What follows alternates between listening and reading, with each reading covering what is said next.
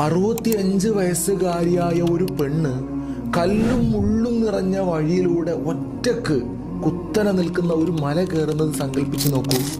നബി തങ്ങൾ ഹിറാ ഗുഹയിൽ ധ്യാനത്തിലായിരുന്ന കാലം ഒരു ചെറിയ കുത്തുവാക്ക് പോലും പറയാതെ ബീവി ഖദീജ റസൂലിന് ഭക്ഷണവുമായി ആ മല കയറി ചെല്ലുമായിരുന്നു. ലോകത്തെ ഏറ്റവും ഉത്തമയായ ഭാര്യയായിരുന്നു മഹദി ബീവി ഖദീജ.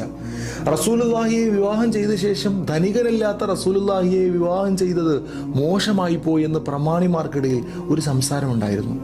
അന്നത്തെ അറേബ്യയിലെ ഏറ്റവും വലിയ കച്ചവടക്കാരിൽ ഒരാളായിരുന്ന ഖദീജ ബീവി ഒന്നുമില്ലാതിരുന്ന റസൂലുള്ളാഹിയെ ആയിരുന്നല്ലോ വിവാഹം ചെയ്തത്.